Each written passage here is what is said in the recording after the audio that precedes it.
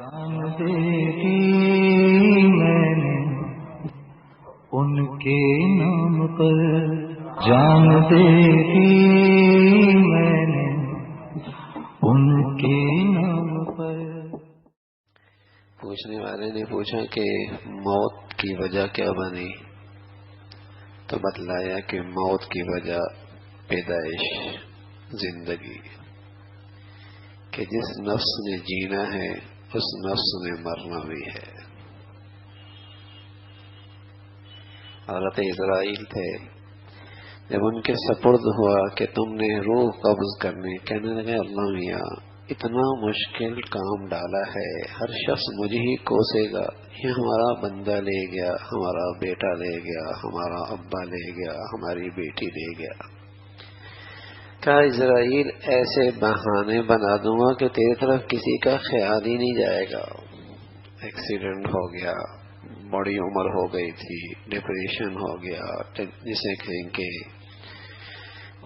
Head فیل ہو گیا، brain haemorrhage ہو گیا، ایسے بہانے بنا دوں گا کہ تیری طرف کسی کا خیال ہی کوئی نہیں جائے گا۔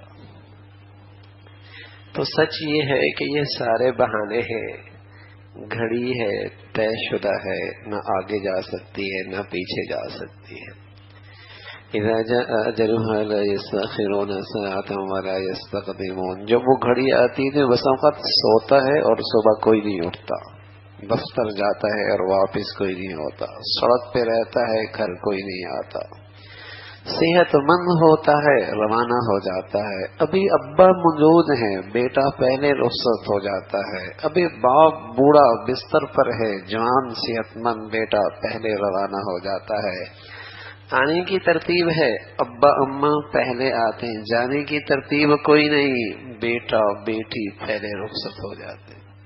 اذا جاء اجلها لا يستأخرون ساعة ولا يستقدمون، جب وہ گھڑی آتی ہے تو بھائی مہلت کوئی نہیں ملتی، مہلت کوئی نہیں ملتی، اس لیے کہ جانے والا بتا گیا کل تو نے بھی یوں ہی جانا ہے، جانے والا بتا گیا ہے یہ تو نے بھی یہی جانا ہے۔ تو بھائی کسی کا بھائی گیا، کسی کا ابا گیا، کسی کا بڑا گیا، اس کے لیے سب سے بڑا صدقہ جاریہ کیا ہے؟ اس کے لیے سب سے بڑا مسجد بنانے سے زیادہ، اسپتال بنانے سے زیادہ، مدرسہ بنانے سے بھی زیادہ بڑا صدقہ جاریہ کیا ہے؟ سب سے بڑا صدقہ جاریہ یہ ہے اس کی اولاد پہلے سے زیادہ نیک بن جائے۔ سب سے بڑا صدقہ جاریہ ہے اس کی اولاد پہلے سے زیادہ نیک بن جائے، یہ اس کے لیے راحت کا سامان ہے۔ آج ہم اپنے بڑوں کے لیے راحت کا سامان بنیں گے، کل ہماری اولاد ہمارے لیے راحت کا سامان بنے گی۔ تو سب سے بڑی نیکی صدقہ جاریہ، جانے والی کی اولاد پہلے سے زیادہ نیک بن جائے اور اس کے متعلقین جاننے والے انہیں اپنی نیکیوں میں ہمیشہ یاد رکھیں۔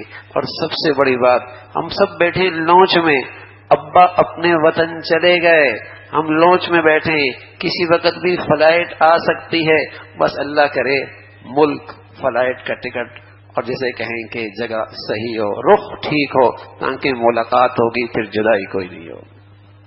سب لونچ میں بیٹھے ہیں، کس کی کب کس وقت فلائٹ آ جائے، جانے والے جا چکے، لوگ کہتے ہیں یار آسٹریلیا شفٹ ہو جائیں گے، کینیڈا شفٹ ہو جائیں گے، فلاں جگہ شفٹ ہو جائیں گے، فلاں جگہ شفٹ ہو جائیں گے۔